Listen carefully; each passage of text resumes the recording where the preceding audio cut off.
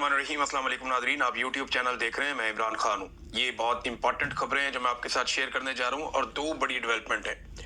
एक, इमरान खान साहब ने मेरे ख्याल में जब से वो जेल गए हैं तब से लेकर अब तक अपनी सबसे सख्त ट्वीट कर दी है। इस मौका पर इमरान खान साहब ने ऐसा क्यों किया, वो ट्वीट में आपको पढ़ के बताऊंगा, आपको आइडिया हो जाएगा। और उसके बाद पाकिस्तान और सऊदी अरब के बीच में एक मुआहदा हुआ है। वो मुआहदा क्या है, इसका बैकग्राउंड क्या है और एक्चुअली बैकग्राउंड में चीज़ें कौन सी चल रही हैं और सामने कौन सी चल रही हैं, मैं कुछ चीज़ें आपके साथ शेयर करूंगा। इसमें कुछ खदशात भी हैं जो लोगों ने बयान किए हैं। सबसे पहले तो इमरान खान साहब का स्टेटमेंट है। इमरान खान साहब ने कहा कि मैं आसिम मुनीर को पैगाम देना चाहता हूं कि हम ला इलाहा इल्लल्लाह मोहम्मद रसूलुल्लाह के मानने वाले हैं। हमने अहद किया है कि हम जब तक जिंदा हैं यजीदियत और फिरौनियत के सामने सर नहीं झुकाएंगे, क्योंकि हम अल्लाह के सिवा किसी भी इंसान के आगे झुकने को शिरक मानते हैं। मुझ पर और बुशरा बीबी पर जेल में जो ज़हनी तशद्दुद हो रहा है वो आसिम मुनीर करवा रहा है, और उसकी वजह सिर्फ ये है कि हम झुक जाएं या टूट जाएं। जनरल याह्या खान को फौज ने मुल्क चलाने के लिए मुंतखब नहीं किया था, बल्कि इसने फौज का कंधा इस्तेमाल करके डिक्टेटरशिप की और मुल्क में जुल्म और जबर का बाजार गर्म किया। अपने 10 साल इक़्तिदार की लालच में उसने मुल्क को दो टुकड़े कर दिया।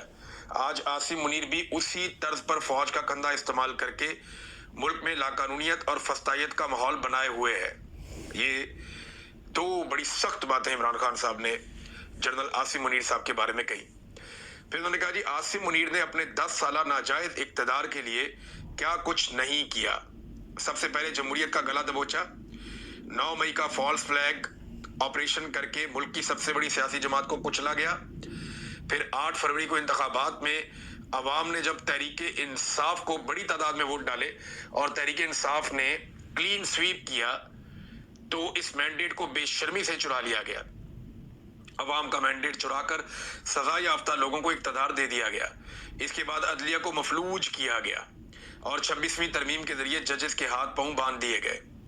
अदलिया को सरकारी इदारे में तब्दील कर दिया गया। तीसरे नंबर पर मीडिया की आज़ादी पर कदगन लगा दी गई है। आज़ाद मीडिया का तस्वुर पाकिस्तान से बिल्कुल ख़त्म हो चुका है। नहायत मुश्किल से पाकिस्तान में जैसी तैसी जमहूरियत के तसलसल से ये दो चीज़ें किसी हद तक खुद मुख्तार अदलिया और आज़ाद मीडिया था, मगर आसिम मुनीर की वजह से इन दोनों का खात्मा हो चुका है। मुल्क में इस वक्त जमहूरियत मुअत्तल है, इंसानी हकूक़ की पामाली उरूज पर है, अदलिया गुलाम और मीडिया खौफज़दा है। इमरान खान साहब ने मीडिया की और अदलिया की तबाही का जिम्मेदार फील्ड मार्शल आसिम मुनीर साहब को ठहरा दिया। आसिम मुनीर जब से चीफ बना है अफगानिस्तान के साथ हालात खराब करने की कोशिश में है। चीफ बनते ही पहले अफगानिस्तान को धमकियां लगाई, फिर 3 नस्लों से मुकीम अफगानियों को मुल्क से धक्के देकर बाहर निकाला, फिर वहां ड्रोन हमले किए और पूरी कोशिश की कि उनको उकसाकर पाकिस्तान से जंग करवाई जाए और पाकिस्तान में दहशतगर्दी का माहौल बनाया जाए, ताकि मगरिब में मौजूद अफगान हुकूमत की मुखालिफ लॉबीज को मुजाहिद बनकर दिखा सके कि मैं ही हूं जो दहशतगर्दी के खिलाफ जंग लड़ सकता हूं। जबर के इस निज़ाम के बायस पाकिस्तान में इस वक्त मईशत भी तारीखी सुस्त रवी का शिकार है। बैरूनी सरमायाकारी बिल्कुल सिफर है। पाकिस्तान की तारीख में कभी इतनी कम सरमायाकारी नहीं आई जितनी इस दौर में हुई है। 3 साल में मुल्क पर कर्जा दुगना हो चुका है। हर पाकिस्तानी इस वक्त कर्जे की दलदल में धंसा हुआ है। जब तक मुल्क में अवामी हुकूमत कायम नहीं होगी, माशी मसाइल का हल मुमकिन नहीं है। मुल्क में इखलाकियात का जो जनाजा उठा हुआ है, इसकी भी मिसाल तारीख में नहीं मिलती। जो काम जंगों में भी नहीं होते वो यहाँ अवाम के साथ किए गए हैं।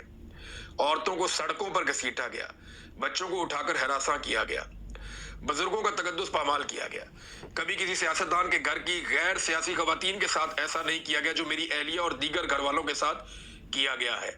जब मुल्क का इक़्तिदार इन चोरों लटेरों के हाथों में दे दिया जाएगा जिनकी करप्शन की दास्तानों से बच्चा बच्चा वाकिफ है, तो इखलाकियात ऐसे ही तबाह होंगी।